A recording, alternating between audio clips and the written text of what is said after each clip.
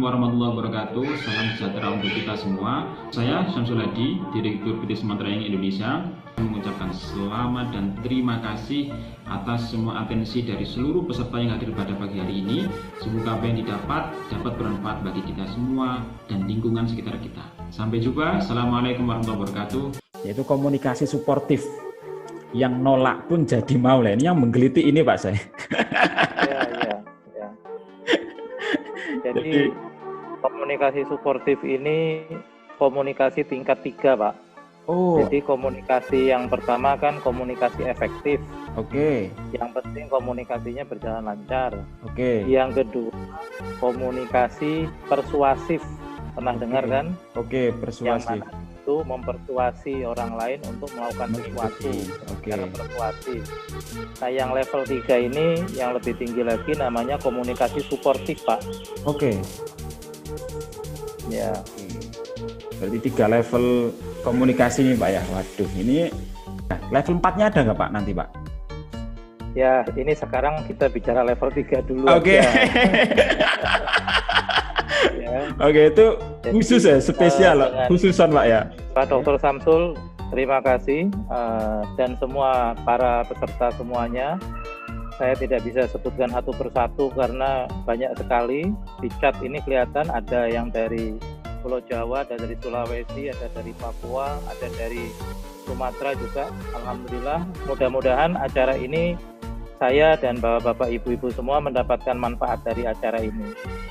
Jadi ini adalah beberapa kali pelaksanaan training online yang diselenggarakan oleh PT Smart Training Indonesia yang direkturnya adalah Pak Dr. Samsul yang saat ini jadi host dan moderator.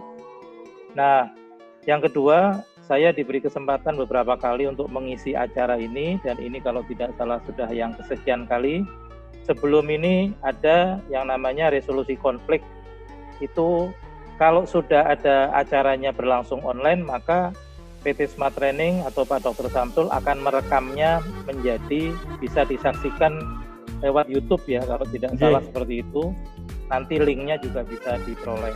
Saya ingin latihan dasar dulu Pak Dr. Samsul, yaitu virtualnya itu dengan artikulasi. Memang ini menarik. Kenapa? Komunikasi lisan atau komunikasi yang disampaikan dengan suara kita itu sangat tergantung dari artikulasi. Saya sendiri sampai sekarang terus berlatih mengucapkan sesuatu menggunakan artikulasi dari mulut kita. Kalau menggunakan chat atau diketik itu kan menggunakan jempol, huruf, jari-jari ya. Jari-jari mengetik sesuatu pun kalau salah jarinya mengetik huruf itu namanya juga bisa slip atau slip of thumb, jadi jempolnya berselisih mengetiknya lain, terjadi salah paham oleh si pembaca. Demikian pula artikulasi yang kita akan ungkapkan ini melalui lisan kita, itu kalau salah artikulasinya bisa ditangkap keliru atau tidak jelas oleh si pendengar. Mari kita coba latihan pertama. Saya akan memulai dulu. A itu membuka mulut dengan A, kemudian I seperti kita mengucapkan huruf I, kemudian U, A, I, U-nya itu agak bahasa kita mulutnya agak manyun sedikit, U itu, ya. Terus E, ya. Kemudian O. Saya ulangi ya. A, I, U, E, O. Kita mulai. A, I, U, O. Ini hilang ya. Oke, sekarang kita mulai A, I, U, E, O ya. Mencet tombolnya bareng-bareng. Ya, mulai. A, I, U, E, O. Ya, oke. Waduh, Mbak Devi semangat banget. Oke, ini adalah artikulasi dasar yang kita harus ucapkan melalui komunikasi lisan. Jadi memang kita mengharapkan lawan bicara kita itu bisa mendengarkan dengan baik, maka kitanya harus mengucapkannya dengan baik pula. ya. Saya sendiri sampai sekarang masih berlatih terus. Kadang-kadang kalau pas bicara cepat itu artikulasinya agak tidak tepat gitu ya. Nah, Bapak Ibu bayangkan kalau kita harus menggunakan dalam bahasa yang lain, bahasa Inggris atau bahasa lain, itu sangat perlu juga artikulasi itu. Nah, cukup untuk latihan artikulasi A, I, U, E, O-nya itu sudah menyita energi ya bagi yang berpuasa juga tadi. Kemudian kita sekarang akan masuk ke slide-nya. Nanti di slide ini juga ada latihannya lagi ya. Nanti kita caranya sama. Kalau saya minta mari kita ucapkan sebuah kalimat, maka kita menekan tombol space, ditekan, kemudian dilepas setelah mengucapkan. Saya akan masuk ke slide. Slide yang mau dibagikan ini adalah slide PowerPoint. Mungkin nanti di akhir acara akan bisa diperoleh oleh para peserta. Jadi komunikasi suportif ini sangat perlu, dari kata-katanya sendiri, komunikasi dan suportif. Komunikasi berarti adanya pesan yang disampaikan kepada pihak lain. Di situ ada suportif, artinya yang mendukung. Mendukung apa? Mendukung saling memahami antar pihak. Jadi jangan sampai komunikasinya tidak mendukung pemahaman antar pihak karena hanya mendukung pemahaman satu pihak saja. Itu ada alamat IG saya dan FB saya, boleh nanti follow ke situ. Saya akan accept karena itu private ditutup, jadi harus follow dulu, nanti saya baru bisa cek untuk accept. Nah, hari ini kita ada pembahasannya ada 10 agenda, yaitu yang pertama, apa itu pengertian komunikasi suportif itu apa? Kemudian 2 hambatan komunikasi itu apa saja? Kemudian nomor 3, sifat-sifat komunikasi suportif itu bagaimana dan contohnya kita akan praktekkan. Kemudian nomor 1, 2, 3 itu nanti kita slide-nya bersamaan, habis itu nanti kita latihan. Kemudian 4, 5, 6, 7, slide 4, 5, 6, 7 itu nanti saya berikan dulu, kemudian nanti kita latihan.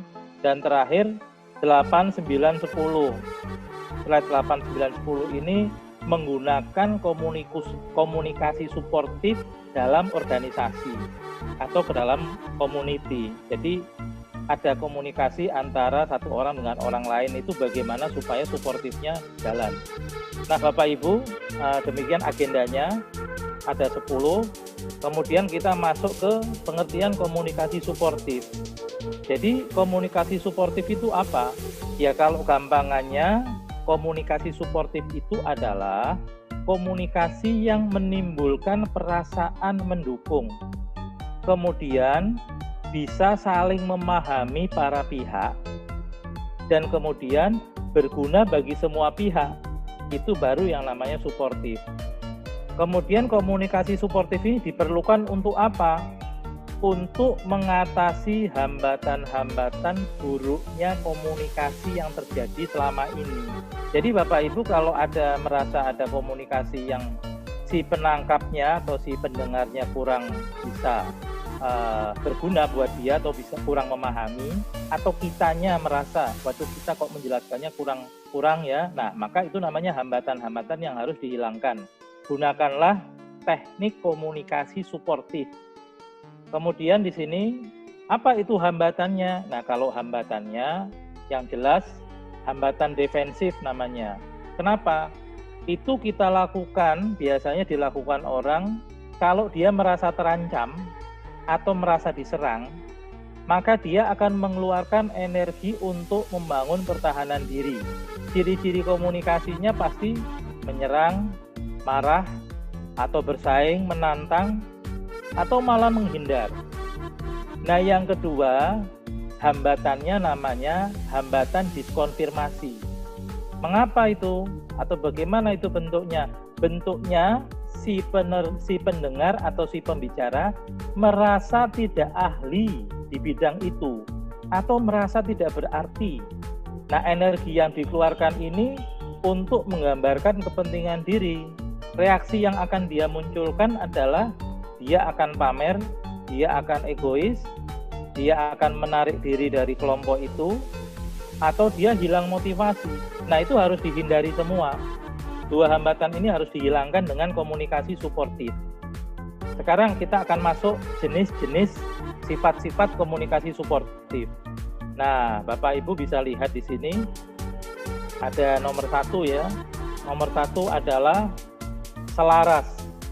Kita caranya begini, kita baca yang kolom sebelah kanan dulu, yang jangan dulu. Untuk komunikasi selaras, jangan mengucapkan yang seperti tadi. Apakah saya ini terlihat kesal? Tidak kok, saya tidak apa-apa, semuanya baik-baik saja. Nah, itu jangan begitu. Jadi orang lain pun nanti diajari jangan mengucapkan yang seperti itu dalam berkomunikasi. Harusnya bagaimana? Kolom sebelah kiri, harusnya selaras. Fokus pada pesan yang jujur, sesuai dengan pikiran dan perasaan. Jadi kata-kata yang tadi di tulisan jangan itu di kolom kanan diganti menjadi perilaku Anda begitu mengesalkan saya. Ada 2 garis bawah. Garis bawah pertama perilakunya yang kita bahas, bukan orangnya, bukan Andanya, tapi perilakunya. Kemudian kita jujur mengungkapkan perasaannya, kita apa? Mengesalkan saya. Jadi itu tekniknya yang pertama. Ini ada 8, nanti dicatat semua boleh, atau nanti kita praktekkan setelah ke-8. Itu yang pertama selaras, jangan tidak selaras. Mungkin sering ya mendengar yang tulisannya di kolom jangan itu, atau jangan-jangan kita sendiri sering mengungkapkannya. Nah, mendingan kita ganti dengan yang selaras. Perilakunya yang kita bahas, perilaku Anda, mengapa mengesalkan saya? Begitu contohnya ya. Yang kedua, sifat deskriptif, jangan kita evaluatif. Maksudnya begini, kita baca yang jangan dulu, yang kolom jangan. Kata-katanya begini, Anda itu salah dalam melakukan pekerjaan Anda. Berarti yang terjadi 2, sudah membahas orang, Anda sudah menyalahkan orang dengan kata salah. Maka kita harus ubah dengan deskriptif. Nomor 2, fokus menjabarkan peristiwa objektifnya apa. Reaksi yang terjadi apa? Lalu usulkan alternatifnya apa? Misalnya contohnya adalah inilah yang terjadi, ini reaksi saya, ini usulan saya yang mungkin bisa diterima. Nah, jadi kita jelas apa yang terjadi, apa reaksi kita, kemukakan perasaan kita, dan usulan kita apa untuk perbaikan. Itu nomor 2, deskriptif namanya. Nanti kita akan berlatih yang deskriptif, bukan evaluatif. Kemudian nomor 3, dalam komunikasi suportif harus berorientasi pada masalah, bukan berorientasi pada personalnya. Jadi di kolom jangan, itu ada tulisan di kolom kanan jangan, contohnya, karena Andalah ini timbul masalah ini, gara-gara Anda timbul masalah ini. Nah, itu sering kita dengar. Nah, itu sebaiknya jangan kita lakukan. Nomor 3, orientasi masalah bukan personal. Fokusnya pada apa? Pada masalah. Masalah itu dapat diubah. Kemudian jangan fokus pada orang, apalagi karakternya. Contoh kalimat yang kita pakai, berarti bagaimana agar kita bisa menyelesaikan masalah ini? Nah, masalahnya yang kita mau selesaikan, bukan gara-gara Andanya yang menyebabkan. Itu nomor 3. Nomor 4, komunikasi suportif bersifat mengesahkan. Apa itu mengesahkan? Coba kita baca dulu yang tidak boleh, yang jangan. Di kolom kanan ada tulisan jangan. Anda ini tidak akan mengerti. Jadi sebaiknya mengerjakan pakai cara saya, bukan cara Anda. Nah, itu sering kita dengar, atau kadang-kadang kita malah bilang begitu. Maka kita harus nomor 4, harus bersifat mengesahkan, fokus pada pernyataan komunikasi dengan apa? Dengan rasa hormat, dengan fleksibilitas, dengan kolaborasi, dan kita menekankan kesepakatan. Contoh kalimatnya, saya punya beberapa ide, apakah Anda punya usulan lain? Nah, jadi kita kemukakan dulu usulan ide kita apa, kemudian kita tanya usulan dia apa. Jadi kita tidak langsung menyalahkan orangnya, menganggap tidak mengerti apa yang kita mau kerjakan. Nomor 5, berikutnya nomor 5, komunikasi suportif ini bersifat mengaku ya, jangan sampai bersifat memungkiri. Di kolom jangan kita baca, kolom jangan di sebelah kanan, Anda itu tidak akan disetujui caramu. Nah, berarti kita mengatakan Anda tidak akan disetujui caranya. Nah, kita ganti sebaiknya menggunakan yang mengakui sebelah kirinya, fokus pada tanggung jawab. Jadi, kita gunakan kata gantinya diri kita. Kalau kita yang bilang, kita tentang diri kita bicarakan, maka kita yang akan mengatakan. Contohnya, saya. Nah, saya itu kata ganti mengakui diri saya yang akan bicara. Saya telah mempertimbangkan untuk menolak permintaan Anda. Kadang-kadang kita yang terjadi bukan menggunakan kata saya, tapi orang lain. Atasan yang nolak, bukan saya. Nah, itu misalnya contohnya. Wah, ini orangnya yang nolak, bukan saya. Nah, itu tidak mengakui sifatnya. Kalau itu diri kita yang melakukan penolakan, maka kita mengatakan contoh seperti itu. Itu yang nomor 5 ya. Kemudian yang nomor 6. Harus komunikasi suportif bersifat dua arah, jangan satu arah. Kolom jangan di sebelah kanan ada kita baca yang sebelah kanan contohnya. Seperti yang sudah saya katakan, Anda ini banyak salah. Kinerja Anda ini tidak becus. Nah, bagi yang mengeluarkan kata-kata itu, baik kita maupun orang lain, seharusnya dirubah menjadi dua arah. Coba kita perhatikan yang nomor 6 kolom sebelah kiri, fokus pada penggunaan berbagai respon yang reflektif. Jadi contohnya, kita tanyakan, oh karena dia ada kesalahan, terus kita tanya, oh menurut Anda apa saja rintangan yang selama ini terjadi dan bagaimana memperbaikinya. Nah, jadi kita bersifat apa yang akan menjadikan dia cerita lebih dalam lagi. Daripada kita bersifat komentar, Anda tidak becus, Anda salah. Maka kita tanyakan, menurut Anda rintangan apa, hambatan apa yang menghalangi terjadinya perbaikan ini. Jadi seperti itu ya. Nomor 6, kita ke nomor 7. Harus spesifik, bukan global. Kadang-kadang kita berkomunikasinya global, terlalu luas. Padahal harusnya spesifik. Coba kolom yang bukan sebelah kanan, bukan mengatakan Anda mencoba mencari perhatian saya ini. Nah, itu namanya mencoba mencari perhatian. Nanti ini soft copy-nya akan diberikan kepada peserta semua melalui smart training ya, melalui Pak Samsul. Jadi sementara saya bacakan dulu. Oke. Kemudian jangan mengatakan yang tulisannya bukan di sebelah kanan, tapi kita mengatakan yang sebelah kiri. Spesifik bukan global. Yaitu apa? Fokus pada kejadian spesifiknya apa yang terjadi. Kemudian menghindari pernyataan yang umum. Misalnya begini, Anda telah menyela saya 3 kali selama rapat. Itu kan jelas. Anda menyela. Menyelanya itu berarti pekerjaannya menyela. Kemudian berapa kali? 3 kali. Di mana? Selama rapat. Nah, ini spesifik. Jangan kita mengatakan yang di kolom bukan. Anda itu tadi caper cari perhatian. Ini kan tidak jelas. Nah, komunikasi suportif harus bisa memahamkan yang diajak bicara dan memahamkan diri kita yang berbicara. Contohnya menggunakan yang spesifik dengan contoh yang ada tulisannya, Anda telah menyela saya 3 kali selama rapat. Menyela itu memotong ya. Anda memotong saya 3 kali selama rapat. Jadi pekerjaannya memotong bicaraan, waktunya 3 kali, di mana? Selama rapat. Oke, sekarang nomor 8. Komunikasi suportif ini harus bersifat konjungtif, bukan disjungtif. Konjungtif itu jembatan, konjungsi. Jadi kita selalu TikTok apa yang dia katakan, kita menanggapi apa yang dia katakan dulu, baru kita boleh mengatakan yang lain. Jangan langsung kita mengatakan topik baru. Oke, contohnya yang kata bukan di sebelah kanan itu yang bukan dilakukan atau tidak boleh dilakukan. Tiba-tiba kita bilang, saya ingin mengatakan beberapa hal. Artinya kita tidak peduli dengan apa saja yang baru mereka katakan. Nah, padahal kita harus fokus di kolom sebelah kiri, harus fokus pada pernyataan yang mengalir dari pernyataan yang dikatakan sebelumnya agar tetap terjadi interaksi. Contohnya apa? Kita kasih jembatan dulu, kita kasih konjungsi dulu dengan mengatakan sehubungan dengan yang baru saja Anda katakan tadi, saya akan mengajukan poin-poin lainnya sebagai berikut. Nah, jadi ada jembatannya dulu, jangan langsung Menurut saya poinnya sebagai berikut, sebaiknya kita kasih jembatan dulu, mengonjungsikan apa yang sebelumnya, sehubungan dengan yang tadi Anda katakan, nah gitu ya. Nah, demikian 8 sifat komunikasi suportif. Kita akan masuk ke contoh-contohnya.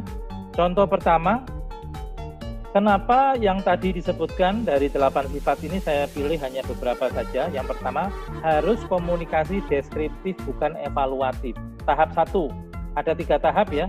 Untuk melaksanakan komunikasi deskriptif itu ada 3 tahap. Tahap 1, Anda harus menjabarkan peristiwanya apa, perilakunya apa yang terjadi ya, dan itu harus objektif. Contohnya, kita menghadapi anak buah kita yang klien-klien kita itu mengeluh kepada dia atau mengeluh kepada perusahaan kita atau organisasi kita, maka kita panggil dia. Kita harus jabarkan peristiwanya.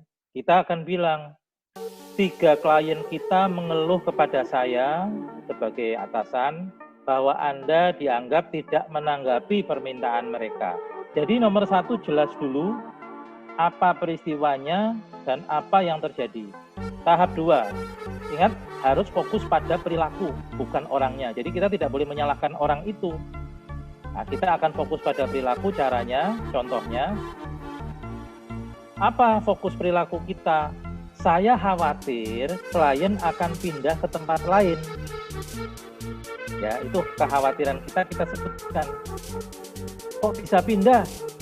Jika kita tidak responsif terhadap pelanggan kita atau terhadap yang kita layani. Nah, itu ya. Jadi itu tahap 2-nya fokus pada perilaku. Kemudian tahap 3-nya kita masih melanjutkan karena ada 3 tahap. Fokus pada solusi. Hindari membahas salah atau benar. Dalam komunikasi suportif kita tidak membahas siapa yang salah, siapa yang benar. Kita hanya membahas kejadiannya dan mengusulkan alternatif perbaikannya. Contohnya, tahap 3-nya atau kelanjutan dari yang 1, 2 tadi, maka kita tambahin.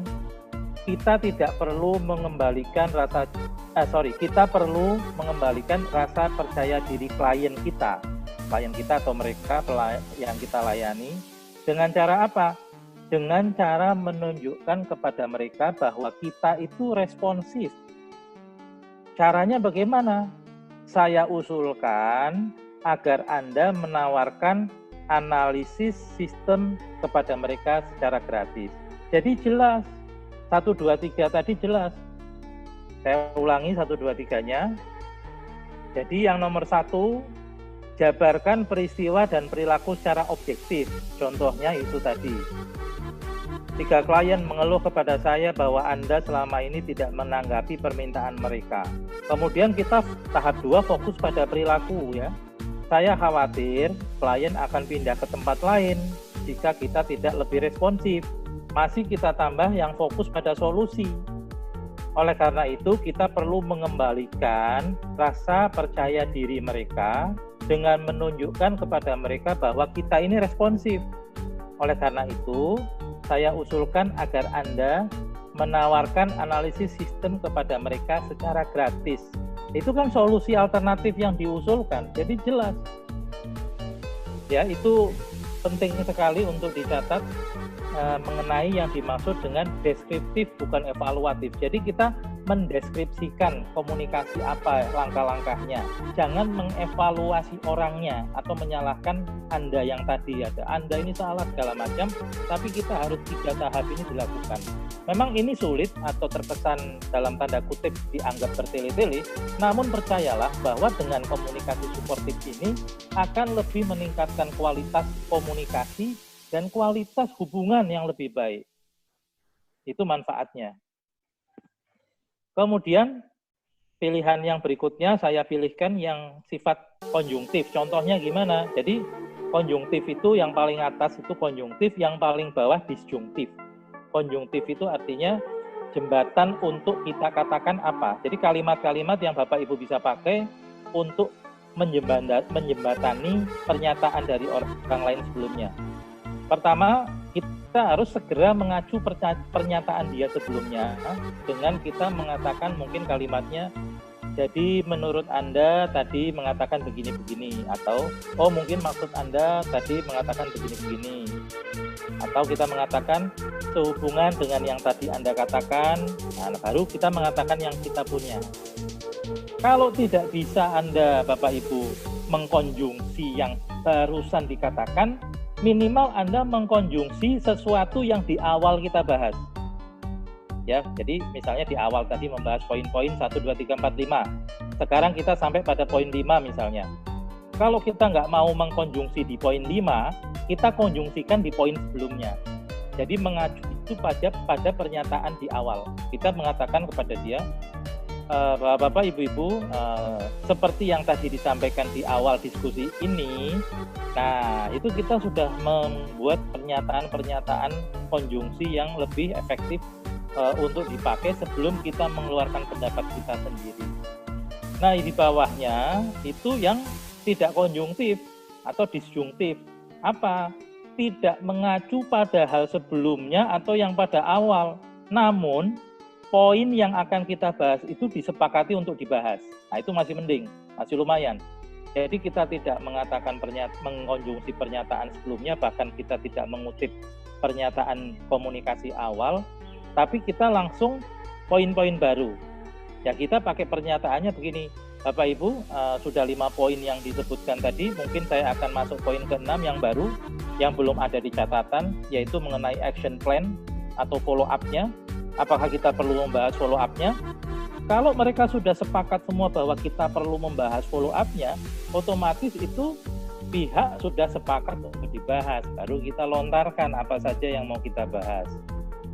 Itu ya. Nah, yang terakhir ini yang disjungtif, sangat disjungtif.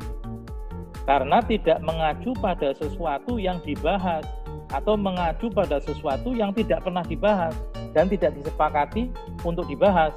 Jangan kita terjebak masuk di dalam yang keempat itu, karena akan kesulitan bagi kita untuk menerima dukungan, untuk menerima support dari semua yang mendengarnya. Nah, Bapak Ibu, itu 8 sifat komunikasi suportif. Saya pikir dari slide-slide ini sudah banyak. Kita akan praktekkan yang ini dulu, yang deskriptif bukan evaluatif. Coba nomor 1, Pak Dr. Samsul, bagi yang ingin contohnya coba dikemukakan itu yang contoh kalimat nomor 1. 3 klien mengeluh kepada saya bahwa Anda tidak menanggapi permintaan mereka. Silakan sesuaikan dengan kondisi situasi Bapak Ibu tentang apa atau menjabarkan sesuatu apa. Tidak harus bahasanya persis dengan itu, cuma yang di garis bawah harus jelas. Mengeluh itu peristiwanya, ya, perilakunya itu apa, itu jabarkan dulu secara objektif supaya kedua belah pihak memahami yang terjadi. Berarti kita membahas objek, 3 klien mengeluh kepada saya. Berarti kan membahas objek. 3 kliennya yang kita bahas, kejadiannya mengeluhnya. Nah, spesifik ya Pak Yus ya, Pak ya, saya. Jadi kita spesifik pada itu. Coba nomor 1 dulu, yang mau mencoba nanti juga nomor 2 ada, nomor 3 ada. Silakan ini langsung praktek ya Pak saya. Jadi ya menekan spacebar ya. Atau di chat ya Pak saya, di chat atau kalau spacebar boleh. Kalau komunikasi suportif kan harus bersuara lisan. Oke. Ya. Oke. Ada yang mau coba? 3 klien mengeluh pada saya bahwa Anda tidak menanggapi permintaan mereka. Ini contohnya, kira-kira itu hanya contoh ya. Artinya tahap 1-nya jabarkan peristiwa dan perilakunya secara objektif, kejadiannya bagaimana. Kita tunjuk namanya atau kita berikan kesukarelaan yang mau mencoba. Karena ini biasanya kalau mencoba itu karena suaranya didengar semua orang belum tentu mau ya. Ada yang chat itu Pak Samsul mungkin? Yang chat ini belum. Ini baru kirim email. Silakan dicoba. Langkah pertama, jabarkan peristiwa dan perilaku secara objektif. Mencontoh kalimat itu juga boleh, Pak. Membacakan kalimat itu juga boleh yang ada di layar. Oke, silakan. Oh, ini karena hal yang menarik ini Pak, saya dan jarang sekali dikupas ini, J. Pak Samsul, ya. Mungkin kalau gitu untuk slide yang sampai slide 15 ini sementara kita buka diskusi tanya jawab, nanti baru kita lanjut slide berikutnya. Jadi silakan diskusi tanya jawab untuk beberapa peserta mengenai 8 sifat komunikasi suportif dan pengertian komunikasi suportif dengan contoh-contohnya, Pak. Silakan Pak Samsul sebagai moderator boleh Pak diskusi. Sudah ada nih Pak saya penanya nih dari Bu Yuni Siswanti ini. Apakah ada bedanya Pak saya antara komunikasi suportif dengan komunikasi asertif? Ketika saya baca tentang komunikasi asertif, intinya adalah individu berkomunikasi kepada lawan bicara untuk mencapai tujuan, namun tanpa menyinggung, menjatuhkan lawan bicara. Usahakan kalimatnya juga efektif. Nah, terima kasih Pak atas sharing ilmunya, sangat manfaat. Apa itu Pak saya kira-kira bedanya Pak saya? Iya, baik. Seperti yang sudah kita kemukakan di awal pertemuan, ada istilah efektif, ada istilah persuasif, ada istilah konstruktif. Jadi kalau efektif, seperti kata efektif itu, maka jenis komunikasi yang sifatnya yang penting tersampaikan dengan jelas kepada pihak yang satu. Yang penting tersampaikan dulu. Tidak peduli memahami atau tidaknya, Pak. Kalau persuasif, itu unsur komunikasi yang disampaikan itu ada sifat mempengaruhi sesuatunya, mempersuasi sesuatunya untuk melakukan tindakan apa begitu. Nah, kalau komunikasi suportif, kata-kata suportif artinya diharapkan mendukung para pihak agar saling memahami dari apa yang disampaikan dan yang menyampaikan itu memahami juga pihak yang telah mendengarnya. Makanya ini kalau di level komunikasi ini tingkatnya lebih tinggi atau tingkat 3. Tingkat pertama yang penting efektif dulu. Jalannya komunikasi, kata-katanya disampaikan titik. Yang kedua persuasif, bisa mempengaruhi orang lain melakukan sesuatu. Yang ketiga adalah yang suportif ini ada perasaan mendukung bagi kedua belah pihak, saling mendukung sehingga saling memahami. Nah, kalau komunikasi asertif, mungkin Ibu Yuni tadi sudah menjelaskan itu ada kata-kata efektif juga dalam definisi Bu Yuni tadi. Itu mungkin masih perlu ditingkatkan menjadi yang lebih suportif. Ada 8 cara tadi, 8 sifat Bu yang sudah kita sampaikan di awal, bahkan dengan contoh-contohnya. Salah satunya yang menarik ini adalah 2 kata penting. Harus deskriptif bukan evaluatif, tidak menyalahkan orang, tidak menyalahkan kejadian. Jadi tidak mengevaluasi sesuatu, tapi deskriptif, menjabarkan sesuatu pada peristiwanya apa, perilakunya apa, reaksi apa, dan usulan kita apa dideskripsikan. Yang kedua tadi, istilahnya harus konjungtif, bukan disjungtif. Konjungtif itu ada jembatan yang kita pakai untuk mengemukakan sesuatu sebelum kita mengucapkan usulan kita atau sebelum kita menimbulkan reaksi kita. Memang ini kalau tidak dicoba atau tidak dipraktekkan itu agak kesulitan. Mungkin Dr. Samsul perlu saya ceritakan. Latihan berkomunikasi suportif ini itu minimal 7 hari, Pak. Aduh. Ya. Iya, Pak. Karena ini penting banget, Pak. Untuk mendapat sertifikat trainer komunikasi suportif atau mendapat sertifikat mediator itu diperlukan waktu 7 hari termasuk ujiannya, Pak. Jadi memang menarik sekali karena kebiasaan kita atau mindset kita selama ini bagaimana kita harus latih. Nah, pada saat kita ditugaskan menjadi profesional di bidang tertentu, maka kita pakai baju komunikasi suportif. Jangan pakai baju komunikasi yang lain. Nah, itu gunanya seperti itu. Apalagi yang terikat dengan kode etik dan yang terikat dengan profesionalisme, baik pengajar, dosen, baik atasan kepada bawahan, baik seseorang yang berbicara di depan publik. Begitu ya, Pak Dr. Samsul. Mungkin jawaban sementara buat Ibu Yuni sementara seperti itu. Mudah-mudahan cukup ada gambaran tambahan. Oke, terima kasih Bu Yuni ya. Jadi berarti komunikasi asertif adalah salah satu bagian dari komunikasi suportif ya Pak saya. Ya, komunikasi suportif kan tadi, komunikasi kan banyak Pak. J. Ada efektif, ada persuasif, efektif dan asertif tadi yang Ibu Yuni katakan. Kemudian persuasif, kemudian yang kita pelajari saat ini kan levelnya yang level lebih tinggi lagi, namanya komunikasi suportif, makanya ada syarat-syaratnya. Contohnya harus deskriptif, bukan evaluatif. Harus konjungtif, bukan disjungtif. Itu kan syarat-syaratnya banyak tadi, ada 8. Contoh-contohnya juga ada. Nah, kadang-kadang saya pun, Bapak Ibu ya, saya pun mengalami ya. Untuk berbicara kadang-kadang saya menggunakan cuplikan-cuplikan kata-kata itu Pak, kalimat itu Pak.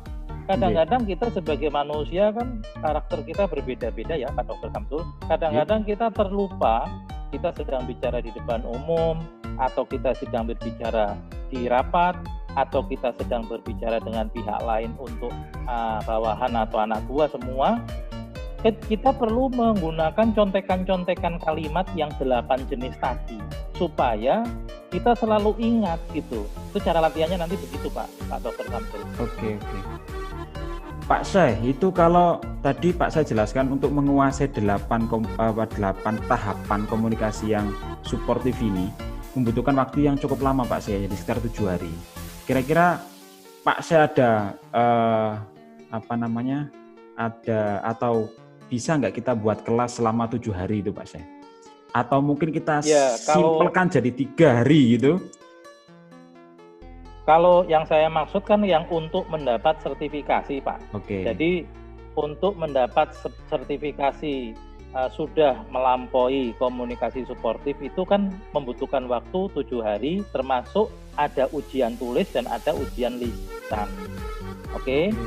Nah, tapi kalau yang kita kemukakan hari ini bisa praktek sendiri di rumah minimal selama 7 hari, baik di tempat kerja maupun di mana, dengan menggunakan kalimat-kalimat yang sudah ada rambu-rambunya 8 tadi Pak. Alangkah baiknya kalau nanti Smart Training mungkin suatu saat bisa mengadakan training maraton 3 hari dipadatkan dari yang 7 hari itu untuk yang level sertifikasi sampai ahli komunikasi konstruktifnya ya Pak ya. Oke. Nah tapi kalau yang kita maksud hari ini kan sertifikat yang diberikan nanti adalah kehadiran acara seminar online by Zoom ini kan Pak. Oke. Ya. Oke, aduh luar biasa nih Pak Syekh. Wah, nanti kita insya Allah kita adakan Pak Syekh. Karena ini sangat penting sekali, apalagi kita dalam forum-forum Pak Syekh. Oke, ini ada yang mengirim contoh ini Pak Syekh. Mengirim contoh deskriptif dari ini Bu Yuni lagi nih. Wah, yang lain boleh nih. Saya ini bunyinya apakah kalimat ini yang mana Pak? Contoh yang atas Pak, saya yakin pembimbing kita berkenan menerima argumentasi yang kita sampaikan. Apakah kalimat yang saya buat tersebut benar Pak? Ini curhat pribadi Pak saya. Makanya itu begini ya, komunikasi suportif itu kan tidak sendirian satu pihak Pak, harus 2 pihak minimal. Jadi ada kawan bicara dan ada kita. Saya lebih suka menggunakan istilah kawan bicara daripada lawan bicara. Mau diajak bicara kok dianggap lawan sih. Mendingan saya ubah menjadi kawan bicara. Jadi minimal 2 orang kita ajak berkomunikasi dan kita praktekkan kalimat itu. Buat dia mengena nggak, diterima nggak. Sepanjang kalimat yang kita kemukakan itu diterima pihak tersebut dan tidak ada perlawanan yang negatif, itu sudah lumayan suportif. Jangan kita tidak ada pihak lain seperti tadi. Contoh yang dikatakan ini kan sendiri, itu harus kita coba Bu. Mudah-mudahan bisa. Nah, kenapa kok tidak sendiri? Karena kalau kita bicara sendiri, komunikasi sendiri namanya bukan komunikasi, tapi galau. Nah, istilahnya galau. Jadi Ibu tadi sudah menyusunnya, di situ menggunakan kata saya di depan, ya. Terus sekarang di garis bawah Bu, pernyataan deskriptifnya itu kan Ibu pembimbing. Nah, kan orang lain yang Ibu katakan, ya bisa nggak diubah menjadi kalimat bukan pasif, tapi menjadi aktif tapi pasif. Jadi argumentasi kita ini semoga diterima. Nah, itu kan beda Pak Samsul. Ya, saya yakin semoga argumentasi kita ini bisa diterima. Kan menggunakan kalimat yang argumentasi ini yang mau dimintakan untuk diterima, bukan pembimbing kita berkenan menerima atau tidaknya. Itu kan berarti kita bicara tentang orang lain.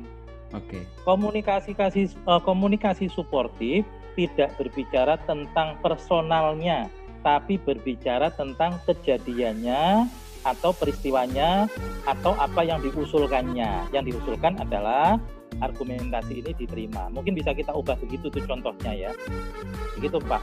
Oke, Pak, ada lagi nih Pak. Pak Anwar Subianto harus diubah mindsetnya ya Pak, dari lawan menjadi kawan. Nah, tujuannya apa Pak mengubah mindset tersebut Pak? Iya. Hal yang baru Pak, biasanya lawan bicara. Ini Pak Anwar Subianto ini luar biasa. Beliau ini mungkin pengalamannya sudah banyak sekali dan sudah sering menghadapinya ya. Cuman tadi saya mengusulkan perubahan istilah itu untuk saya saja Pak. Saya cenderung menggunakan kawan bicara daripada lawan bicara. Karena istilah lawan dan kawan itu kan beda makna ya. Walaupun di kamus mungkin lawan bicara, tapi kalau saya cenderung menggunakan kawan bicara untuk menurunkan derajat dari yang bersifat perlawanan menjadi yang bersifat perkawanan dengan harapan lebih saling mendukung. Kalau kawan kan saling mendukung dibanding lawan yang cenderung bisa tidak mendukung. Itu hanya perbedaan istilah boleh dipakai, syukur-syukur bisa mengubah mindset karena landasan utama yang tadi disampaikan ini Pak Samsul, Pak Dr. Samsul, benar yang seperti Pak Anwar bilang, mindset kitanya harus berubah dulu. Bahwa kita berbicara dengan pihak lain itu tentang komunikasi sesuatunya kan, bukan menyalahkan orang siapapunnya kan, tapi sesuatu yang mau dibahas untuk perbaikan itu apa. Begitu Pak Komsul. Oke, wah luar biasa. Ada lagi nih Pak, dari Pak Agus Kurniawan. Komunikasi suportif mohon dievaluasi sehubungan dengan meningkat, contohnya gini Pak, sehubungan dengan meningkatnya kasus pandemik di Papua, kita semua harus mematuhi anjuran pemerintah untuk stay at home. Ya, jadi ini konjungtif.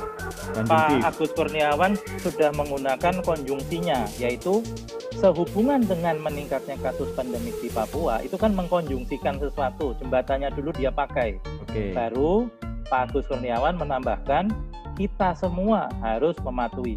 Dia menggunakan kata kita, bukan Anda semua, tapi kita, itu lebih mendukung. Kemudian apa? Harus mematuhi. Berarti ada istilah kan harus mematuhi. Nah, Bapak bisa pilih dua nanti, harus mematuhi atau anjuran pemerintah harus dipatuhi. Bedanya kalimatnya dipatuhi itu kan berarti tidak menunjuk subjek yang harus mematuhi, tapi otomatis terkena di dalam kalimat itu. Nah, jadi bisa dipilih kalau yang kalimat belakangnya, kata belakangnya. Tapi konjungsinya udah bagus, sehubungan dengan meningkatnya kasus pandemi di Papua, nah itu kan konjungsinya udah dipakai, jembatannya sudah dipakai. Bagus itu, baru apa usulannya Pak? Usulannya kita semua harus, anjuran pemerintah harus dipatuhi. Nah itu misalnya begitu, atau kita semua harus mematuhi anjuran pemerintah. Itu usulan yang akan disampaikan atau kalimat utama yang akan disampaikan. Itu istilah yang tadi konjungsi Pak Dr. Samsul. Oke, ada lagi nih. Silakan, wah ini ada Pak Danang Sunyoto sudah hadir ini. Boleh pakai mic juga boleh, nggak harus tulisan, pakai lisan boleh. Oke, silakan, boleh pakai tulisan, boleh pakai mic. Dipencet spacebar-nya. Oke. Kalau belum ada, kita akan masuk ke slide berikutnya, yaitu gimana Pak Dr. Samsul? Mau masuk slide berikutnya? Oke. Nanti kalau ada chat baru kita lihat ya Pak Samsul ya. Oke. Gimana? Masuk slide berikutnya ya. Oke, lanjut Pak. Oke, ini slide berikutnya adalah berbagai tipe respon. Kalau tadi yang kita kemukakan dari awal, itu kan kitanya yang berkomunikasi ya. Artinya yang komunikasinya atau lisan yang disampaikannya. Kalau slide ini adalah berbagai respon yang bisa kita lakukan. Posisi Bapak Ibu saat itu sebagai apa, maka respon yang dipakai bisa sebagai, ada tulisannya di sini masing-masing, kita baca ya, kita lihat. Kalau ternyata komunikasinya adalah mengarahkan, itu kita pakai kapan? Kalau mengarahkan itu kita pakai cenderung pada saat kita melatih, mengadakan pelatihan. Itu bisa kita pakai. Oke. Tapi kalau yang sebelah kanan, kalau kita bentuknya konseling, maka tidak mengarahkan. Jadi kalau bentuknya training, itu kita kalimat-kalimatnya, responnya itu mengarahkan sesuatu. Dan kita mendengarnya pun tujuannya untuk mengarahkan. Sehingga kita boleh menggunakan, mengarahkan untuk melakukan sesuatu pekerjaan atau hasil trainingnya. Tapi kalau yang sebelah kanan, komunikasi respon yang baik itu tidak mengarahkan kalau pada saat Anda, Bapak Ibu, melakukan konseling. Konseling itu hanya kita mau mendengar apa saja yang ada di dalam hati dia, apa saja yang ada dalam pikiran dia. Jadi kita hanya mendengar, mengulang, bertanya, mendengar apa yang dia sampaikan, kita ulangi supaya apa yang dimaksud sama, kemudian kita bertanya lebih dalam. Jadi tidak mengarahkan. Nah, jangan sampai kita bersifat menasehati, kalimatnya itu jangan sampai bersifat menasehati, atau malah bersifat menyelidiki. Nah, itu tidak suportif. Tipe respon yang lain adalah respon terbuka. Jadi pada awal diskusi, awal rapat, Bapak Ibu gunakan respon terbuka saja. Kalau sudah diskusinya berjalan, maka kita gunakan respon tertutup. Jadi terbuka itu pertanyaannya begini Pak Samsul, respon terbuka. Gunakan kata tanya mengapa dan bagaimana. Itu untuk respon terbuka. Jadi gunakan kata tanya mengapa dan bagaimana untuk membuat respon terbuka. Bagaimana menurut Anda agenda yang akan kita bahas di awal rapat, itu kan berarti kan terbuka, dia akan menyampaikan. Kemudian kalau mengapa menurut Anda agenda-agenda ini perlu dibahas. Nah, itu menggunakan kata mengapa. Jadi ini awalnya diskusi. Kalau respon tertutup di sebelah kanan itu menggunakan kata tanya apa, apakah atau apa, apakah. Jadi bersifat kayak klarifikasi Pak. Apakah yang Anda maksud itu sudah terjadi di tempat lain? Nah, jawabannya kan ya sudah terjadi, atau maaf belum terjadi, kan lebih tertutup Pak dibanding yang tadi. Jadi respon tertutup itu gunakan kata tanya apakah. Apakah itu sudah pernah dipraktekkan atau dicobakan formula itu? Nah, ini kan menggunakan kata respon tertutup. Jadi bedanya respon terbuka dan respon tertutup dan cara menggunakannya kapan. Jangan sampai kita membelokkan suatu pembicaraan atau merefleksikan sesuatu dengan yang lain. Belum tentu yang kita mau refleksikan itu yang diajak bicara mau menerima hasil refleksi kita. Jadi kita lebih banyak menggunakan 3 kata tanya. Mengapa, bagaimana, dan kalau mau respon tertutup, apakah. Oke, itu ya Pak mengenai teknik responnya Pak. Nah, dari sini sebelum kita masuk ke berikutnya, ada pertanyaan dulu, silakan dibuka chatnya mungkin mengenai merespon sesuatu. Oke, ini ada dari Yunita Lestariningsi, Pak. Saya sebenarnya tidak paham kriteria data penerima BLT. Jadi saya harap Bapak Ibu semua bersabar dengan data yang ada ini. Nah, ini maksudnya berarti mau bertanyanya apa Pak? Itu komunikasi suportif Pak, yang di awal tadi. Sebelum kita slide ini, terkait mengapa, bagaimana, dan apakah ini yang masih contoh komunikasi. Ya, contohnya ya, maksudnya Mbak Yunita memberikan contoh ya. Betul. Oke, kalau memberikan contoh seperti itu kan itu mengatakan bahwa saya tidak paham.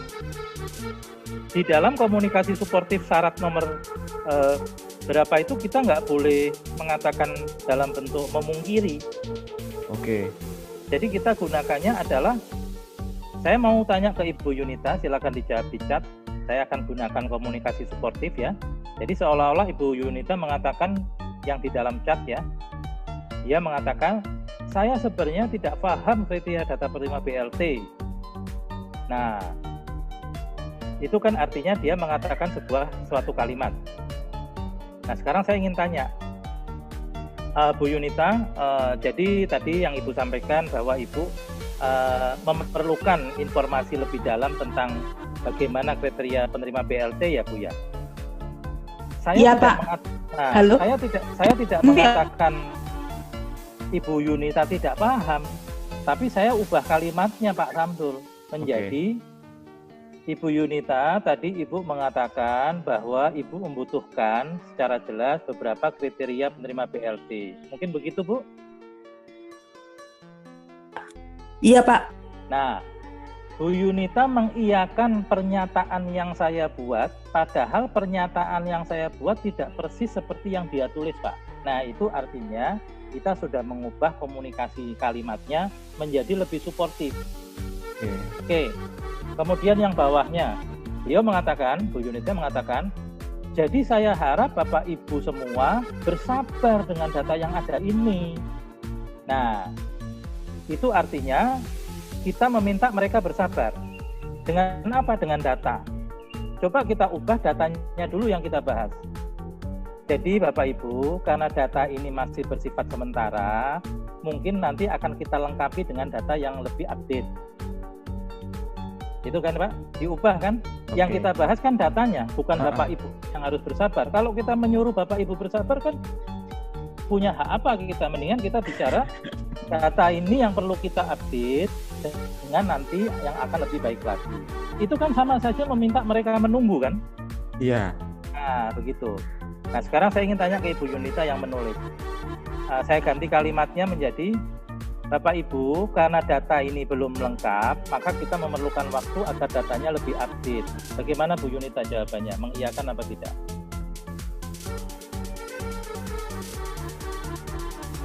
Sama ya, mengiyakan juga mestinya. Ya. Oke. Ya. Jadi begitu ya. Memang ini perlu latihan. Saya waktu awal Pak Samsul, awal itu saya menulis dulu di kertas. Sebelum mengungkapkan sesuatu itu saya menulis. Saya garis bawahi mana kalimat yang negatif, kalimat yang masa lalu kita ubah menjadi positif dan masa depan. Jadi ingat kuncinya ya Bapak Ibu, harus mengubah kalimat bernada negatif menjadi bernada positif. Yang kedua, kalimat bernada masa lalu menjadi bernada masa depan. Yang ketiga, jangan fokus pada objeknya, subjek personalnya, tapi fokus pada substansi yang mau dibahasnya. Yang mau dibahas kan kriteria BLT dan data. Maka kita gunakan itu dulu sebagai kalimat utamanya. Oke, demikian mengenai respon ya Pak ya. Mungkin ini ada kaitannya dengan respon ya. Ini banyak sekali nih Pak Syekh.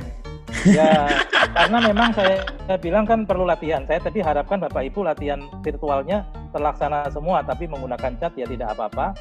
Nanti dilatih sendiri kalau memang, karena itu harusnya pertemuannya kan bertatap muka dengan latihan terus-menerus, bisa dipakai di tempat kerja, bisa dipakai di kampus, bisa dipakai di community, bisa digunakan bahkan di keluarga Pak. Coba bayangkan kalau setelah acara ini Bapak Ibu kembali ke keluarga, terus kalimatnya berubah semua dengan nada yang lebih suportif, lama-lama wah nadamu kok sekarang enak ya Pak atau Bune gitu loh, kan bisa berubah semua nanti ya.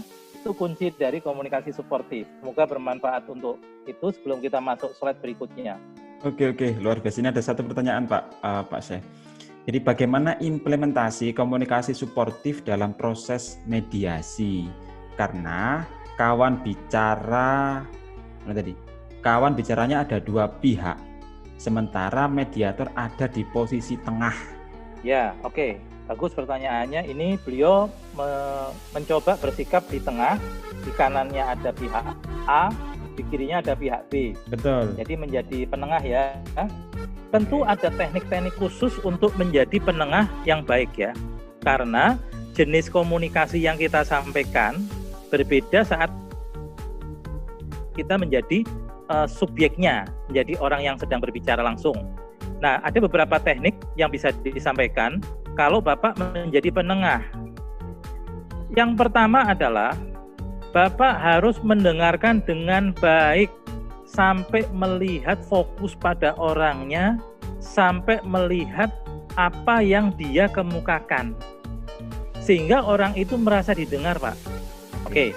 Yang kedua, setelah mendengar dengan baik, Bapak mediator atau penengah harus mampu mengulang dengan baik pernyataannya, sehingga pernyataan yang keluar dari pihak A kita ulang dengan kalimat pengulangan, supaya apa? Supaya pihak B memahami definisi yang dimaksud dan kita sendiri yang di tengah memahami apa yang dia maksud. Kalau dengan mengulang dia mengatakan iya, seperti Ibu Yunita tadi, waktu saya ulang mengatakan iya, berarti maksud kita sama dalam definisi itu, frekuensinya sama. Itu teknik mengulang ya. Yang ketiga, bertanya lagi. Jadi tadi yang pertama mendengar dengan baik, harus fokus. Yang kedua, mengulang dengan baik, harus tepat mengulangnya dan diterima oleh yang bicara, dan yang satunya lagi mendengarkan. Yang ketiga adalah bertanya lebih dalam. Jadi kita tanya lagi lebih dalam karena posisi kita di tengah kan. Lebih dalamnya untuk apa? Untuk mengetahui lebih dalam akar dari yang dia kemukakan itu apa. Akar masalah yang dia kemukakan itu apa. Kalau kita tidak bertanya, tidak bisa. Contoh pertanyaannya dengan teknik tadi, mengapa kok Ibu berpendapat begitu? Atau bagaimana selanjutnya cara memperbaikinya menurut Anda? Nah, itu bertanya. Dengan cara bertanya terbuka, respon terbuka, maka yang bersangkutan pihak A maupun pihak B akan menceritakan lebih dalam lagi, Pak Haji Samsul. Begitu ya, Pak penanya juga, Pak Hasimi ya. Kemudian Pak, apalagi Pak? Mungkin yang Pak Agus Ristanto ini. Di chat ada tulisannya Pak Agus Ristanto bertanya, alangkah baiknya jika semua pimpinan pada setiap lembaga organisasi perusahaan memahami menerapkan komunikasi suportif yang disampaikan ini. Ya, mudah-mudahan banyak yang ikut Zoom, Pak. Ya, jadi ini bisa dipakai dan kita berharap orang lain juga bisa menggunakannya ya, bermanfaat buat digunakan. Oke. Tinggal caranya. Nanti tugasnya Pak Agus itu untuk setelah acara ini, Bapak akan mendapatkan PowerPoint-nya dan Bapak sudah dapat sertifikat sebagai peserta. Tugas Bapak untuk membuka acara lagi pelatihan komunikasi konstruktif kepada para pimpinan itu, Pak ya. Ada pesanan ini Pak Agus. Dilaksanakan loh Pak Agus. Jadi ditularkan. Bapak Ibu semua yang hadir sini bisa menularkannya lagi, membagikannya dan menceritakan pada pihak lain. Oke, sementara itu dulu sebelum kita masuk slide terakhir. Oke. Bagaimana Pak Samsul? Masuk slide terakhir. Oke, mungkin ada pertanyaan lagi. Kalau nggak ada kita lanjut aja Pak Syekh. Sudah ada, nanti sambil menunggu nanti ya. Oke. Ini contoh lain cara menggunakan komunikasi suportif di manajemen atau di kantor, Pak. Tadi yang Pak Agus tanyakan mungkin begini. Atau yang Bapak Ibu lakukan sekarang mungkin banyak juga seperti ini. Istilahnya personal management interview. Personal management interview itu sebuah istilah bahwa atasan harus berbicara dengan bawahan untuk komunikasi suportif. Demikian pula bawahan kepada atasan. Jadi bukan hanya teman saja, tapi juga atasan bawahan di kantor pakai Pak. Seperti pertanyaan Pak Agus tadi.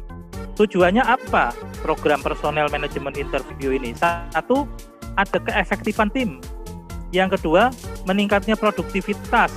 Yang ketiga, pemimpin dan bawahan itu hubungan baik. Yang keempat, adanya kerjasama tim. Yang kelima, timbulnya kepercayaan yang lebih baik. Jadi yang tadinya tidak percaya bisa lebih percaya, yang tadinya tidak produktif jadi lebih produktif, kerjasama semakin erat, gunakan itu. Ini kita lihat contohnya, ada gambarnya, yang garis hitam itu, yang grafik hitam itu perusahaan atau organisasi yang melaksanakan komunikasi suportifnya atau PMI-nya, personal management interview itu rutin ya, dilaksanakan 6 bulan sekali, harus berkesinambungan. Bedanya yang kuning dengan yang hitam, kalau yang hitam itu melaksanakannya hanya sekali Pak, sehingga grafiknya puncaknya hanya sekali, 6 bulan berikutnya landai, 3 bulan berikutnya landai, hampir mendekati kembali ke semula waktu yang landai tadi. Kalau yang kuning, itu grafik organisasi yang melakukan personal management interview dengan komunikasi suportif yang berkesinambungan atau terus-menerus. Coba kita lihat grafiknya. Pada saat awal mereka sama, di rendah semua, produktivitasnya di rendah, efektifnya rendah, kerjasama rendah, kepercayaan rendah, kemudian melakukan PMI yang komunikasi suportif, kemudian naik itu Pak puncak, yang kuning di puncak itu, yang titik nomor 2-nya, hampir sama dengan yang hitam. Namun bedanya, yang kuning ini, organisasi ini terus-menerus melaksanakannya secara berkala, sehingga pada 6 bulan berikutnya masih di atas grafiknya, kemudian 12 bulan berikutnya masih di atas, 18 bulan berikutnya masih di atas. Coba Bapak Ibu bandingkan dengan yang B titik hitam itu, kan menurun itu. Artinya apa? Ini survei membuktikan bahwa untuk meningkatkan efektivitas tim, untuk meningkatkan produktivitas, untuk meningkatkan hubungan pemimpin bawahan, untuk meningkatkan kerja sama tim dan meningkatkan saling kepercayaan, membutuhkan komunikasi suportif, contohnya dalam personal management interview yang berkesinambungan ini, sehingga grafiknya terus naik, dijaga tetap di atas. Demikian itu untuk cara membaca grafiknya. Nah, sekarang dari grafik ini, sebelum kita coba tekniknya, pertanyaannya kan, itu kan grafiknya atau hasil surveinya. Caranya gimana? Nah, caranya begini. Bapak Ibu di slide berikutnya bisa lihat bahwa caranya adalah ada beberapa ya. Yang nomor 1, kita fokus pada maksud tujuannya. Ingat, personal management interview dengan komunikasi suportif ini tujuannya perbaikan berkesinambungan terhadap kinerja dan terhadap tindakan. Yang kedua, orientasinya memperbaiki kedua belah pihak, bukan hanya memperbaiki satu pihak. Ya, jadi memperbaiki semua pihak. Yang keempat, waktu. Nah, gunakan waktunya, nggak lama sebenarnya Pak. Untuk komunikasi PMI ini nggak lama, cukup 1 jam, tapi periodik yang penting. Yang penting periodik. Tiap minggu 1 kali, atau tiap bulan 1 kali, adakan pembicaraan PMI komunikasi suportif dengan orang-orang Bapak atau anak buah Bapak satu persatu, jangan dicampur. Jadi ini hanya 1 dengan 1 Pak, bukan dengan banyak orang Pak kalau PMI ini. Karena hati ke hati yang akan dibicarakan Pak. Nah, komunikasinya tujuannya komunikasi suportif nomor 5. Dilakukannya via wawancara. Dan itu personal, tidak boleh ada orang lain sehingga dia tidak bisa ceritakan isi hatinya. Kemudian tahap pertemuannya, setiap kita melakukan suatu tahap pertemuan itu merupakan tindak lanjut dari tahap selanjutnya. Jadi kita tahap pertemuannya kan berkesinambungan ya. Jadi pertemuan ini adalah menindaklanjuti pertemuan yang lalu. Nah, gitu terus-menerus gitu. Berkala namanya. Kemudian didokumentasikan Pak. Dokumentasikan yang disepakati apa dari hasil pertemuan itu. Tindakannya apa atau action plan-nya apa, kapan dilaksanakan, dan oleh siapa, PIC-nya siapa. Itu harus didokumentasikan yang akan kita bahas pada pertemuan berikutnya. Mungkin kita mengenalnya dengan istilah weekly meeting atau monthly meeting ya. Namun gunakan komunikasi suportif dengan 8 maksud ini Bapak Ibu. Nah, itu adalah tentang komunikasi suportifnya.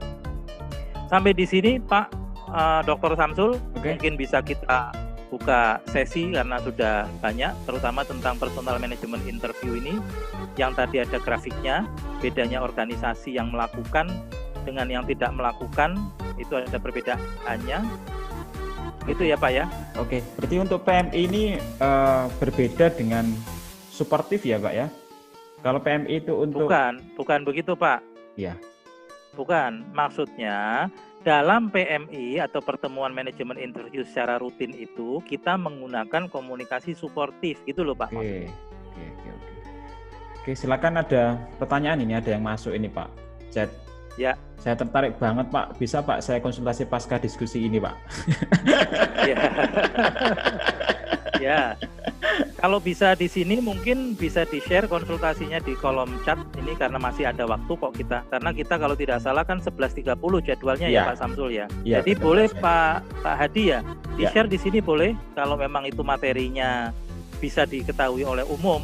Kalau materinya khusus ya kita membutuhkan kamar terpisah ya. Oke. Betul banget ini Pak. Oke, Yang silakan. lain mungkin Pak Samsul. Oke, Pak Danang. Di sini sudah ada 44 tadi Pak. Sekarang ada yang live mungkin sudah lebih dari 40 menit. Ini ada Pak Hashim, ada Bu Sri Dwi, silakan jika bertanya. Bu Nuni, Pak Danang, Pak Yus ini lagi di kantor Pak Yus. Oke, Bu Sri Eka Astuti, Pak Anwar, Pak Mirhan, silakan ada yang bertanya. Pak Alex, Pak Ramdan, Ibu Novalin, Mbak Kiki, Pak Agus, Pak Dewi, Pak Bimo, Mbak Yuninda, Pak Agus, dan semuanya. Silakan jika ada yang bertanya. Ya, kalau tidak ada saya tambah slide berikutnya, tinggal satu Pak. Nanti Oke. kalau ada chat silakan. Slide terakhir, tinggal satu slide ini, yaitu slide nomor 19. Oke. Mungkin sudah tampil atau belum di tempat Bapak Ibu? 19. Nah ini, Oke, 7 sudah. caranya. Oke, jadi Bapak Ibu nanti caranya begini, bisa dipakai ini, cara melakukannya ya.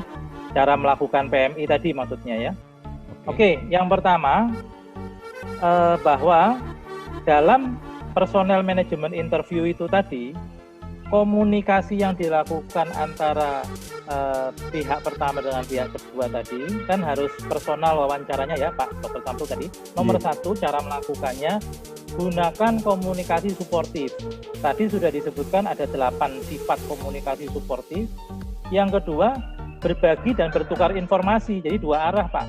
Bukan satu arah kita mengatakan sesuatu instruksi, tapi kita lebih banyak dengan mendengar, mengulang, bertanya lebih dalam. Mendengar, mengulang, bertanya lebih dalam. Nomor 2 adalah fokus pada apa yang dikhawatirkan atau fokus pada masalahnya yang dirasakan Pak. Jadi dalam komunikasi itu kita nggak bahas personalnya, tapi bahas materi yang dikhawatirkan itu apa. Kekhawatiran Anda selama ini apa? Masalah yang timbul selama ini apa? Dengan begitu dia bisa bertanya. Kalau dia belum menjawab, kita pancing dengan mengapa dan bagaimana tadi. Mengapa itu menjadi kekhawatiran? Atau mengapa kok Anda selama ini seperti itu, khawatir terhadap sesuatu. Jadi yang kita bahas kekhawatirannya ya, bukan personalnya. Masalah kekhawatiran nomor 2. Nomor 3, setelah dia mengungkapkan kekhawatiran atau masalahnya apa, Bapak Ibu masuk nomor 3. Bagaimana cara mengatasi hambatan itu? Tanya dulu ke yang bersangkutan. Tanya dulu ke dia bagaimana menurut dia. Kalau dia sudah mengemukakan menurut dia, kita pakai komunikasi suportif yang tadi. Oh ya, saya memahami apa yang Anda sudah maksudkan, namun boleh nggak saya ada beberapa pandangan lain? Nah gitu kan. Jadi kalau kita punya pandangan lain, kemukakan dengan konjungsi dulu. Sehubungan dengan yang tadi Anda sampaikan, saya punya beberapa pandangan yang agak berbeda, boleh nggak saya sampaikan? Nah itu cara untuk mengatakannya ya, mengatasi hambatannya tadi yang dia sudah sebutkan, kita tambahi. Nomor 4, tanyakan, adakah pelatihan keterampilan yang dia butuhkan untuk agar dia masalahnya atau kekhawatirannya itu bisa diminimalisir atau bisa dimitigasi, bisa hilang. Kita tanyakan, nanti dia angat, oh ya Bu, saya butuh pelatihan. Oh pelatihan apa yang Anda butuhkan? Misalnya dia menjawab, oh pelatihan komunikasi suportif misalnya itu. Atau menjawabnya yang lain, oh pelatihan untuk belajar melakukan alat teknis, mengoperasikan alat-alat teknis. Karena saya tiba-tiba dikasih alat tapi nggak dikasih tahu caranya. Nah berarti kan ada kebutuhan dia Pak yang harus kita sediakan. Nah mengenai pelatihannya orang internal melatih dia atau eksternal melatih dia, itu cara lain nanti kita tanya jawab lagi ke dia. Nomor 6, setelah kita sepakati adanya kekhawatirannya, hambatannya itu bisa diatasi dengan cara apa, pelatihan keterampilan yang dibutuhkan apa, dan cara menyediakan kebutuhannya bagaimana sudah, baru nomor 6. Oh kalau begitu nanti cara menilai kinerja selanjutnya bagaimana nih? Kalau Anda sudah dapat alatnya, Anda sudah dapat SDM-nya, Anda sudah disediakan kebutuhannya, kami sudah mendengar apa yang Anda khawatirkan. sebaiknya cara menilai kinerja Anda selanjutnya gimana nih? Nah, jadi kita juga berkonsultasi atau berkomunikasi dengan dia, menurut versi dia cara yang mau dinilai bagaimana. Kalau dia sudah mengemukakan pendapatnya, kita mempunyai pendapat lain, jangan lupa kasih konjungtif. Sehubungan dengan yang Anda sampaikan mengenai cara menilai kinerja, saya ada beberapa usulan lain, mungkin bisa saya sampaikan. Nanti kalau dia bilang, ya silakan, baru kita tanya. Kalau dia bilang tidak perlu, kita tanya, mengapa menurut Anda tidak perlu ada tambahan informasi lain. Kita kejar terus, Pak, dengan mengapa, bagaimana. Yang nomor 7 adalah umpan baliknya apa. Jadi setelah kita menyepakati action plan untuk menilai kinerja selanjutnya bagaimana, maka umpan balik yang harus dilakukan kedua belah pihak apa? 1, umpan baliknya misalnya adalah kita sepakat setiap bulan melakukan pertemuan PMI dengan komunikasi suportif ini untuk mereview yang lalu, sebulan yang lalu, dan untuk merencanakan sebulan berikutnya. Jadi PMI-nya monthly. Atau kalau 3 bulanan, berarti umpan baliknya kita akan mereviewnya nanti 3 bulan lagi. Kemudian dalam waktu itu juga kita akan mencatat semua yang terjadi, hambatannya apa, kebutuhannya apa yang lain, kejadian-kejadiannya apa, sehingga bisa kita rapatkan lagi, kita personal management interview lagi, dan nanti 3 bulan lagi kita akan bahas teknik-teknik yang melanjutkannya lagi. Jadi yang penting berkala, yang penting komunikasi PMI, komunikasi suportifnya berkala. Oke. Nah, teknik ini Pak, teknik PMI ini, personal management interview ini bisa dilakukan oleh siapapun dan dimanapun. Misalnya di rumah tangga, ayah dengan ibu dengan anak, dengan asisten. Misalnya di tempat kerja, atasan dengan bawahan, antar kolega. Misalnya di community antara tokoh masyarakat dengan warganya Pak, yang punya hambatan, yang punya kekhawatiran, yang punya kebutuhan. Itu bisa juga dilakukan Pak. Ini kan contoh yang dilakukan di organisasi ya Pak ya. Demikian Dr. Samsul, mudah-mudahan slide-nya sudah habis. Semoga ini bisa bermanfaat buat diri saya dan buat teman-teman. Oke, berarti ini ada pertanyaan lagi Pak dari Bu Yunita Lestarining sini.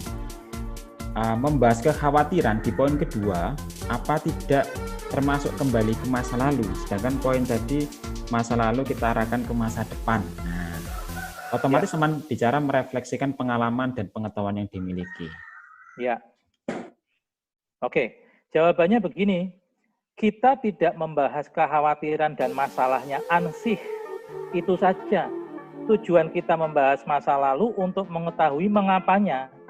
Jadi misalnya dia bilang begini, saya ini pokoknya tidak suka bertemu dengan tetangga saya. Ini masa lalu dan itu masalah. Kita ajukan dengan pertanyaan. Kalau boleh tahu Bu, mengapa ya sampai hal itu terjadi? Jadi kita mau masuk ke akarnya Pak, untuk mengetahui penyebabnya Pak, Ibu. Jadi kita menggunakan mengapa. Terus kita tanya setelah dia menyebutkan mengapanya, oh gara-gara dia dulu itu pernah menjelek-jelekan saya di depan orang lain. Misalnya jawabannya begitu ya. Nah, kita tanya yang ke depan, baru kita tanya yang ke depan. Oh begitu.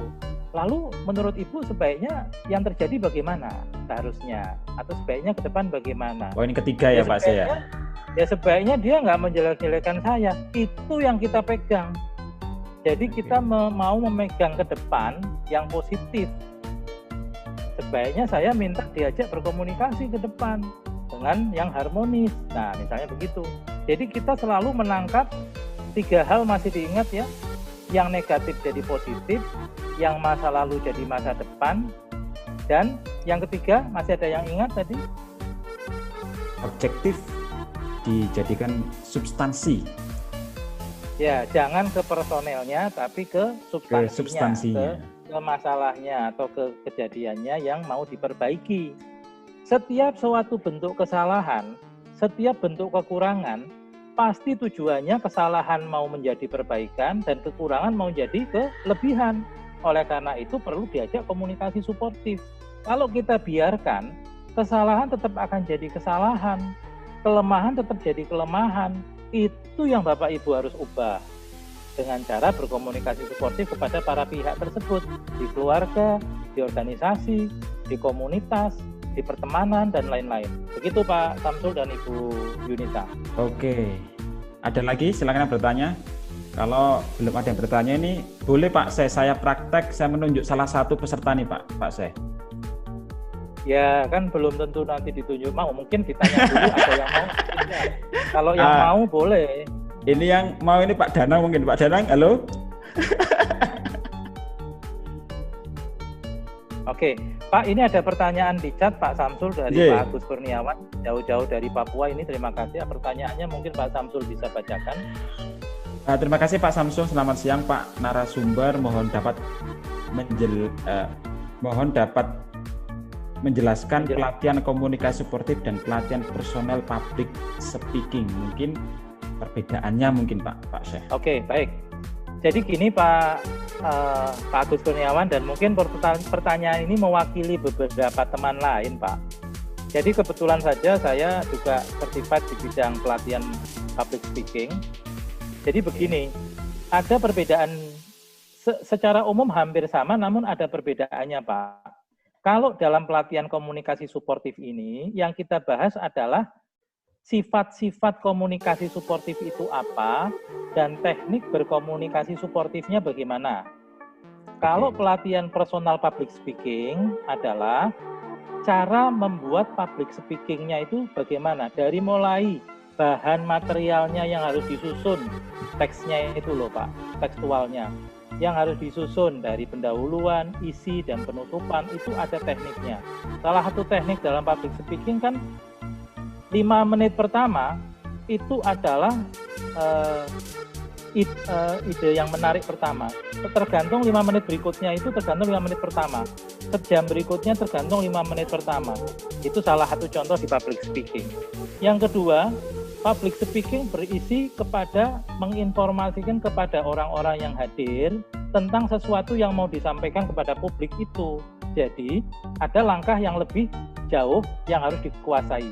Kalau tidak salah bulan Juni nanti atau bulan Juli itu Smart Training akan ada pelatihan public speaking. Saya tidak tahu tanggalnya, mungkin nanti Pak Haji Samsul yang akan jawab kapan itu. Silakan Pak. Itu sudah insya Allah di bulan Juni Pak ada. Untuk tanggalnya masih belum fix. Kami akan konfirmasikan ke grup WhatsApp nanti Pak.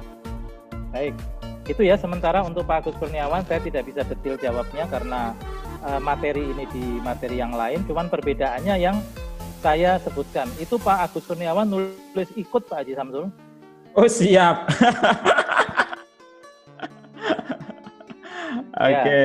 Mudah-mudahan kita punya waktu Pak, dengan kita harapannya wabah pandemi ini sudah bisa semakin diatasi dan kita semakin bisa menegakkan aturan protokol kesehatan bersama gitu Pak ya. Dan juga yang mau ikut itu Ibu Sri ya. Oh Ibu Sri Eka ikut, wah ikut semua nanti nih Pak. Ya nanti otomatis kan asal sudah menyebutkan nama, alamat dan email nanti akan dikabari oleh Pak Samsul mungkin ya. Itu ya. Ada Pak Anwar mau ikut, Pak Ferry juga. Wah, jadi mau ikut semua nanti nih. Iya nih. Bagus pokoknya Pak itu Pak. Ya. Kemungkinan online karena kalau masih ada pandemik itu kan kita harus mengikuti protokol. Pak Agus juga salah satu satgas Pak, mungkin Pak, yang juga harus mengikuti protokol itu. Jadi kemungkinan bisa online karena masih bulan-bulan Juni ya. Mudah-mudahan Pak Samsul ini yang semua yang memfasilitasi itu Smart Training Pak Samsul ini Pak. Saya tinggal menyampaikan aja. Kalau nggak dipanggil ya saya nggak bisa.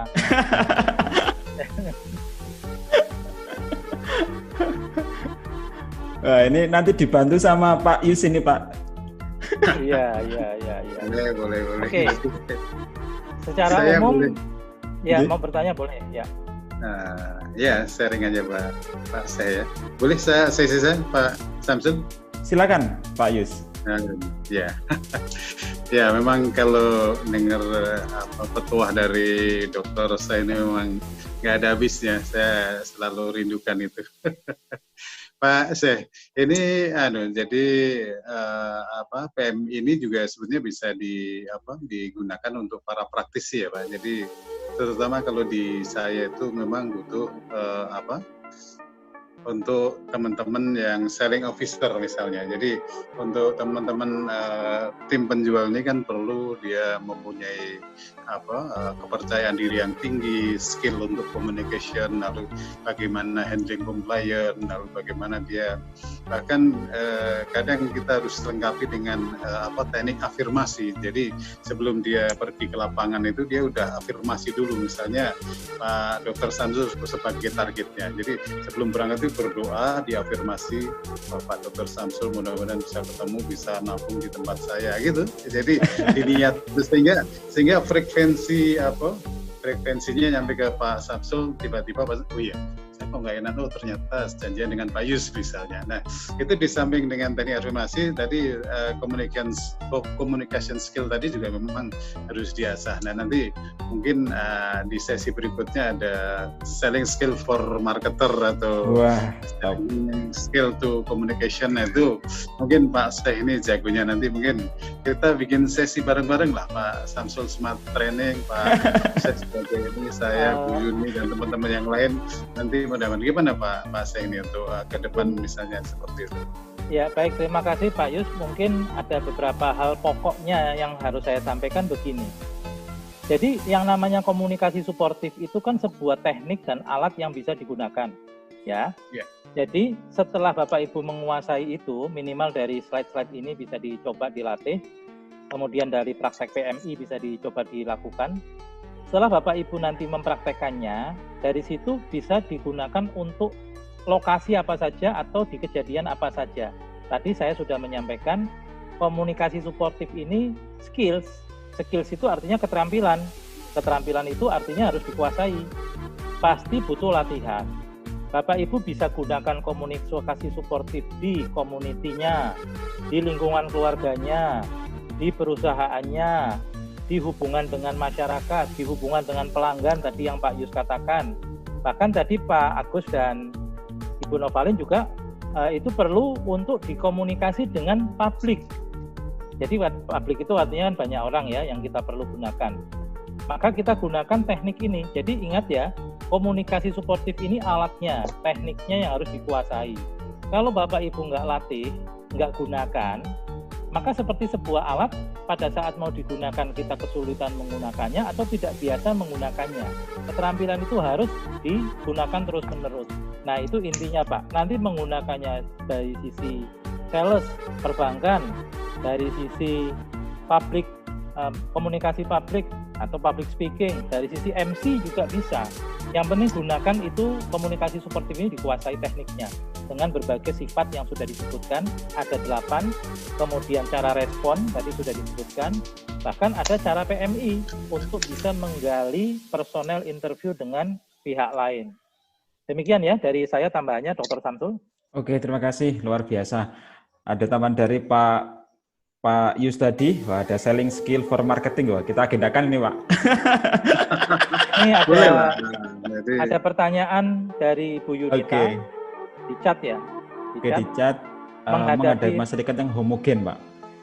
Homogen juga butuh skill ini Pak. Ya, jadi ini bisa digunakan di berbagai kejadian. Yang penting skillnya ini dipraktekkan, karena kalau nggak dipraktekkan ini hilang. Acara hari ini kita ingat di acara Zoom ini, nanti setelah itu nggak kita praktekkan lama-lama lenyap. Sayang sekali ya. Padahal ini butuh waktu lama untuk bisa memiliki keahlian ini. Trainingnya pun harusnya berhari-hari. Kemudian dari Pak Alex Andrea. Kalau dari sudut pandang mahasiswa ketika dalam satu kelas, biasanya ada 1 atau 2 mahasiswa yang dominan untuk berdiskusi dalam kelas. Nah, bagaimana mahasiswa lain untuk mengimbangi komunikasi itu, Pak?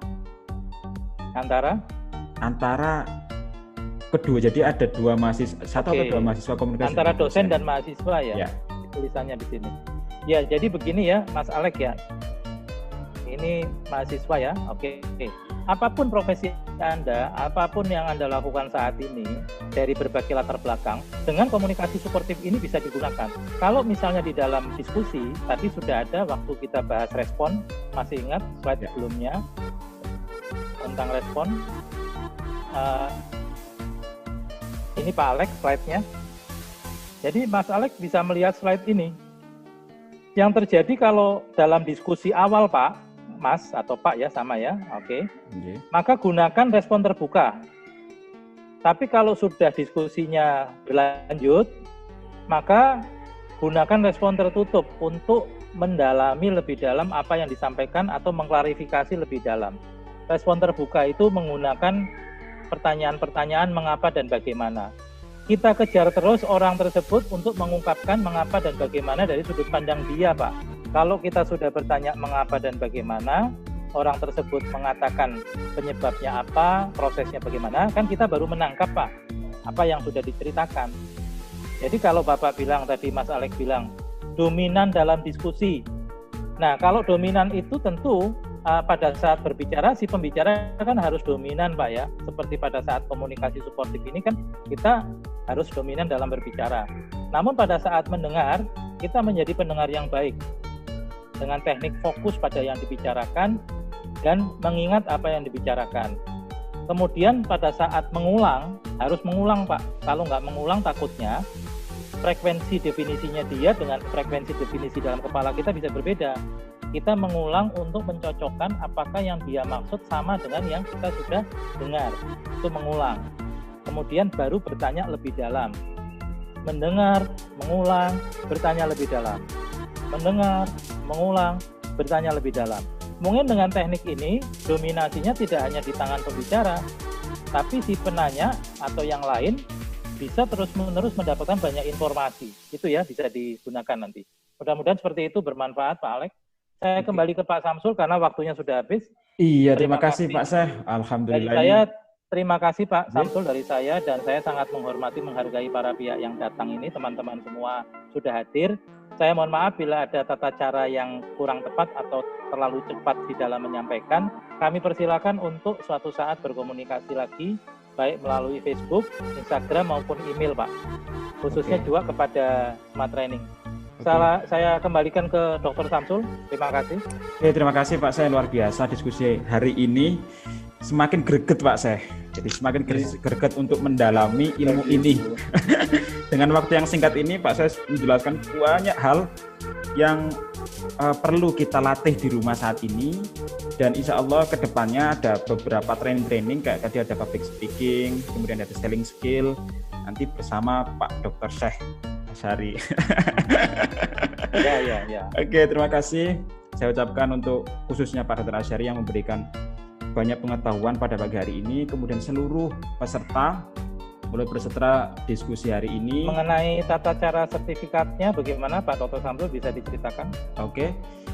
Untuk Bapak Ibu yang belum melakukan absen, silakan melakukan absen di chat dengan mengetik nama plus gelar, kemudian organisasi, instansi, afiliasi, kemudian profesi dan email. Di nama lengkap plus gelar, kemudian organisasi Bapak Ibu, profesinya sekarang, dan alamat email untuk pengiriman sertifikat, dan sertifikat akan dikirim maksimal 2 hari setelah kegiatan ini selesai. Oke, silakan yang tadi baru masuk silakan melakukan absensi dulu. Jangan hanya namanya saja, tapi emailnya terutama ya, karena kan komunikasinya disampaikan sertifikatnya via email ya, Pak Dr. Samsul ya. Jadi harus ada email, nama lengkap plus gelar, organisasi, profesi, dan alamat email. Oke, silakan ditulis karena ketika kelas ini selesai, chat sudah tertutup. Silakan yang belum melakukan absensi. Oke, sudah banyak yang melakukan absensi ini. Oke, Bapak Ibu, sembari kita menunggu absensi ini selesai, beberapa kegiatan kita yang akan next kegiatan ini ada besok ini kita ada bahagia bekerja bahagia, kupas singkat cara kerja smart bersama psikolog. Ini presenternya Ibu Ratna Setio Wada Jati, SPSI MSI psikolog. Kemudian tanggal berikutnya ada cara praktis dapat ribuan artikel secara tepat dan gratis. Kemudian ada ancaman moral hazard, penanganan COVID. Kemudian yang terakhir nih, karena kita lebaran insya Allah di tanggal 24, tanggal 23, ada tamu spesial Prof. Dr. Haji Heru Kurnianto Jajono. Ini terkait dengan positif organizational behavior, perilaku positif di dalam organisasi. Ya.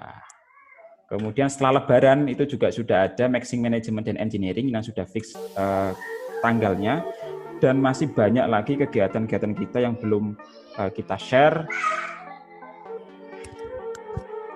Oke, sudah semua Bapak Ibu? Alhamdulillah ini sudah lengkap semuanya. Terima kasih untuk semua peserta. Semoga kegiatan hari ini bermanfaat dan silahkan di-share Bapak Ibu. Info-info dari kami, karena ini gratis, silahkan di-share ke mahasiswanya, ke koleganya, ke siapapun itu, agar lebih bermanfaat bagi orang banyak. Ini gratis terus nih Pak Dr. Samsul. Gratis terus Pak Syekh. Pak Yus. Ini nanti harus didukung ini sama Pak Yus ini. Gratis itu Pak. Maksudnya gratis nunggu sponsor dari banknya Pak Yus kali ya? Iya. ini Pak Syekh. Jadi untuk selling skill ini harus sponsornya supported by banknya Pak Yus ini. Oh ya dan. Oke, lanjut Pak Samsul. Oke, cukup, terima kasih. Di akhir silakan tekan spacebar ya, kita salam bareng-bareng. Silakan mengucapkan terima kasih pada Pak Syekh ini selaku presenter yang hebat pada pagi hari ini nih. Oke, silakan dimulai, bisa tekan spacebar, silakan. Oke, terima kasih Pak Syekh. Terima kasih. Terima kasih Pak Syekh. Terima kasih sama-sama. Terima kasih. Assalamualaikum.